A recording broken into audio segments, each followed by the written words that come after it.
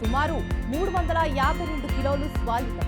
హైదరాబాద్లోని మోసాపేట్ ప్రాంతంలో జరిగిన ఈ సంఘటన ప్రస్తుతం స్థానికంగా తీవ్ర చర్చకు దారితీసింది.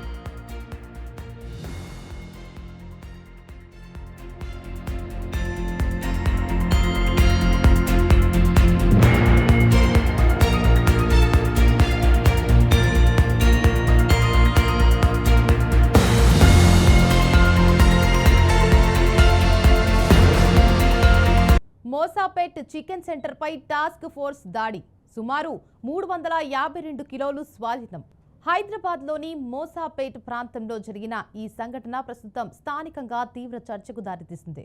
సాధారణంగా మనం ప్రతిరోజు కొనుగోలు చేసే చికెన్ కూడా సురక్షితమేనా అనే సందేహాన్ని ఈ ఘటన మరోసారి గుర్తు చేసింది. టాస్క్ ఫోర్స్ అధికారులు ఒక చికెన్ సెంటర్ పై ఆకస్మికంగా దాడి నిర్వహించగా అక్కడ పరిస్థితులు చూసి వారు షాక్కు గురయ్యారు. దాదాపు 352 కిలోల చికెన్ను స్వాధీనం చేసుకోవడం ఈ కేసు తీవ్రతను స్పష్టంగా చూపించింది. సాధారణంగా వినిపించే వార్తలా కాకుండా మన ఆరోగ్యంతో నేరుగా సంబంధం ఉన్న విషయం కావడంతో ఇది మరింత ఆందోళన కలిగిస్తోంది.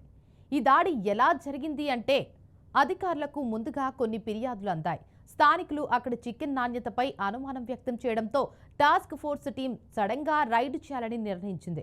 వారు అక్కడికి చేరుకున్న తర్వాత చూసిన దృశ్యాలు నిజంగా భయంకరంగా ఉన్నాయని చెబుతున్నారు. శుభ్రత లేకుండా, హైజీన్ నిబంధనలు పాటించకుండా నిల్వ చేసిన చికెన్, వాడటానికి పనికిరాని స్థితిలో ఉన్న మాంసం ఇవన్నీ అక్కడ కనిపించాయి. ఇది కేవలం ఒక షాప్ సమస్య కాదు, ప్రజల ఆరోగ్యాన్ని ప్రమాదంలోకి నెట్టే విషయం. అధికారులు చెబుతున్న వివరాల ప్రకారం స్వాధీనం చేసుకున్న 352 కిలోల చికెన్లో కొంత భాగం పాడైపోయినదిగా, మరికొంత అనుమానాస్పద స్థితిలో ఉన్నదిగా గుర్తించారు. ఇక ఈ చికెన్ను వినియోగదారులకు అమ్మే ప్రయత్నం జరుగుతుండటం చాలా ప్రమాదకరం.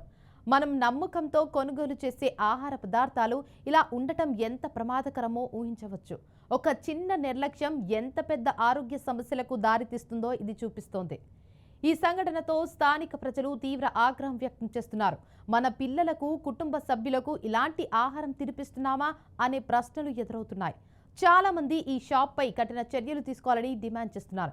ఇంకా అందరైతే వినియోగదారులు తాము అక్కడి నుంచి ఇప్పటికే చికెన్ కొనుగోలు చేశామని, ఇప్పుడు ఆరోగ్యంపై భయం వేస్తుందని చెబుతున్నారు. ఈ భయం అసలు కారణం ఏమిటంటే మనం తినే ఆహారం సురక్షితంగా ఉందనే నమ్మకం కుదేలవడం. ఇలాంటి సందర్భాల్లో ప్రభుత్వ సంస్థల పాత్ర ఎంత ముఖ్యమో ఈ దాడి చూపించింది. టాస్క్ ఫోర్స్ అధికారులు వెంటనే స్పందించి దాడి చేసి ఆ చికెన్ను స్వాధీనం చేసుకోవడం వల్ల పెద్ద ప్రమాదం తప్పిందనే చెప్పాలి. కానీ ఇదే సమయంలో ఒక ప్రశ్న కూడా వస్తుంది, ఈ పరిస్థితి ఇంతవరకు ఎందుకు వచ్చిందని. నియమితంగా తనిఖీలు జరిగితే ఇలాంటి సంఘటనలు ముందే అరికట్టవచ్చు కదా అనే చర్చ కూడా జరుగుతుంది. ఇక ఈ ఘటన మనకు ఒక ముఖ్యమైన సందేశాన్ని ఇస్తోంది. మనం కొనుగోలు చేసే ఆహారం విషయంలో మరింత జాగ్రత్తగా ఉండాలి. షాపు శుభ్రత, నిల్వ విధానం, వాసన, రంగు ఇవన్నీ గమనించడం చాలా అవసరం. కొంచెం అనుమానం వచ్చినా వెంటనే సంబంధిత అధికారులకు సమాచారం ఇవ్వాలి. ఎందుకంటే మన ఆరోగ్యం కంటే విలువైనది మరొకటి లేదు కాబట్టి. మరొక ముఖ్యమైన విషయం ఏమిటంటే ఇలాంటి ఘటనలు కేవలం ఒక ప్రాంతానికి మాత్రమే పరిమితం కావు. ఇది ఎక్కడైనా జరగవచ్చు. అందుకే ప్రతి ఒక్కరూ అప్రమత్తంగా ఉండాలి. ఫుడ్ సేఫ్టీ అనేది కేవలం అధికారుల బాధ్యత మాత్రమే కాదు, వినియోగదారుల బాధ్యత కూడా. మనం ప్రశ్నిస్తేనే మార్పు వస్తుంది. ఈ సంఘటనపై అధికారులు తదుపరి చర్యలు కూడా ప్రారంభించారు. షాపు యజమానిపై కేసు నమోదు చేసి అవసరమైన చట్టపరమైన చర్యలు తీసుకుంటున్నారు. ఇక భవిష్యత్తులో ఇలాంటి ఘటనలు పునరావృతం కాకుండా కఠినంగా వ్యవహరించనున్నట్లు హెచ్చరించారు. ఇది ఇతర వ్యాపారులకు కూడా ఒక హెచ్చరికగా మారింది.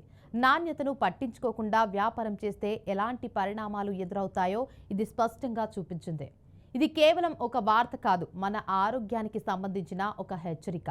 మనం తినే ప్రతి ఆహారం సురక్షితంగా ఉందా అని ఆలోచించాల్సిన సమయం వచ్చింది. అవగాహన పెడితేనే ఇలాంటి సంఘటనలు తగ్గుతాయి. మనం జాగ్రత్తగా ఉంటే మన కుటుంబాన్ని, సమాజాన్ని కాపాడగలం.